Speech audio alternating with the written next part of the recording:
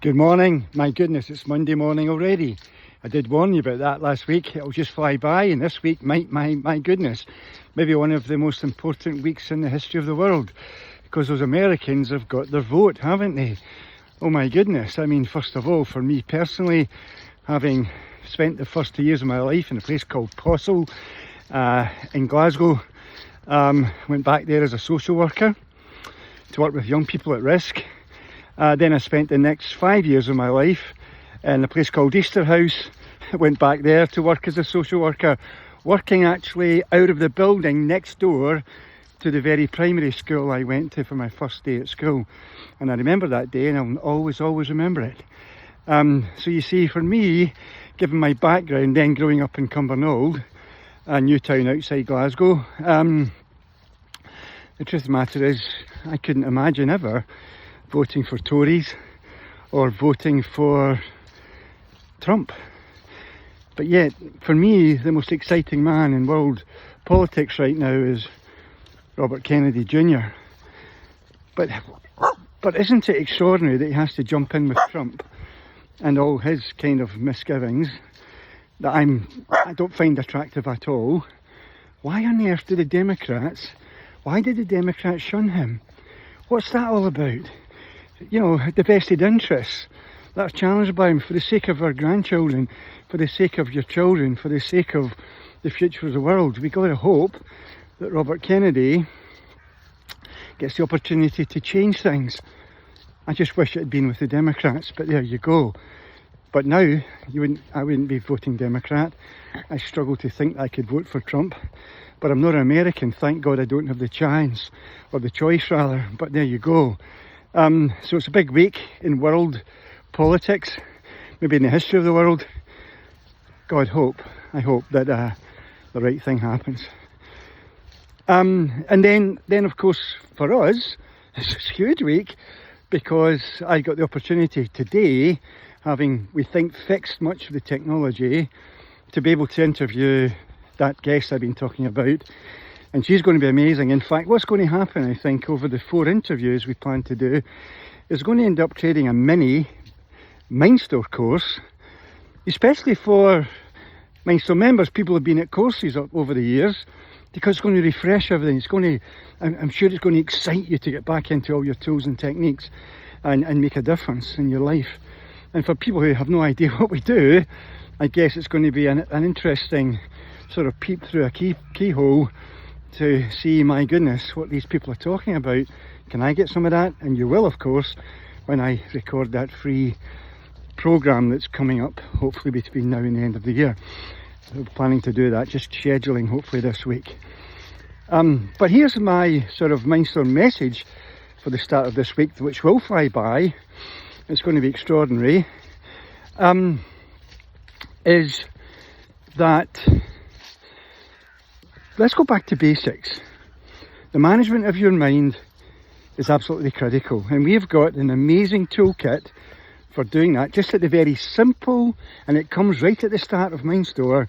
And as I always say to audiences, you know, when we get into all the sexy stuff later, it's critically important you still use these techniques, otherwise all that wonderful stuff is going to be no use to you. And that is your self-talk, how you communicate with others, awareness of the thoughts you're running through your mind. Because if you allow random thought, the likelihood is most of it will be negative. That will drain your energy, and it will draw into your life things that you don't want. Now remember, simplicity, negativity is thinking about what you don't want.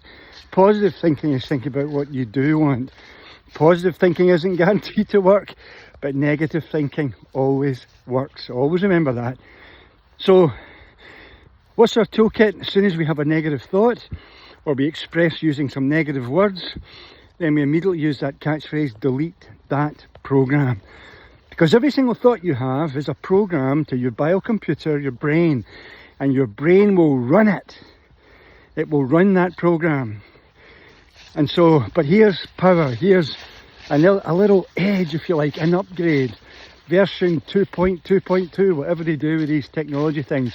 It's an upgrade, a big upgrade. I want you to think about it. So when you're aware that you've been negative thought, using negative words, and you say to yourself, delete that program, just for a split second before you replace the negative word with a positive alternative, or you run a positive scenario rather than the negative one you were contemplating, you think about changing it to the positive, listen to this, for the benefit of others. For the benefit of others, that you subsequently to that change of thought will show up being a better version of yourself for others.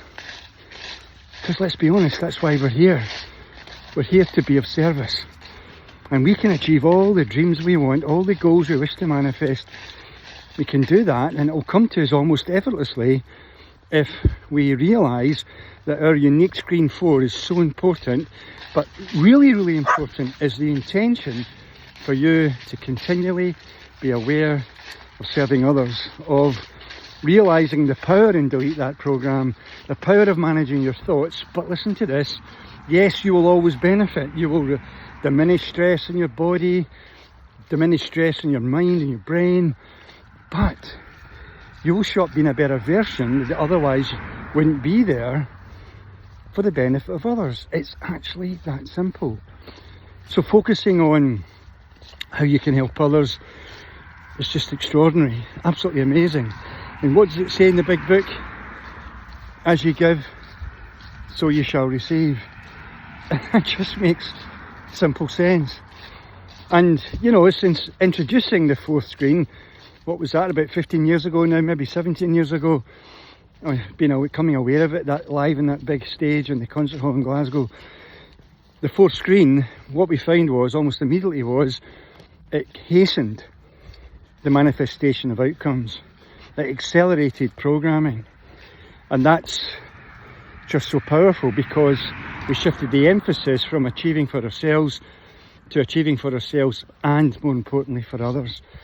And then, of course, the famous workshop 3 accelerated manifestation even quicker because of its powerful subliminal programming methodology, which hopefully with the new technology and new commitments I'm making in scheduling, we'll be able to do again sometime soon. So lots of things going on for me this week. I hope they're going on for you. And my God, let's hope those Americans take the responsibility and really, really, really carefully think about what they're going to do. And you know what? I'm going to trust in God that the right thing's done for all of us. Maybe we're saying a prayer. Maybe we're just contemplating that for a moment. Anyway, have a fantastic week. I'll be back. Ramora. See ya. Bye now. Bye-bye.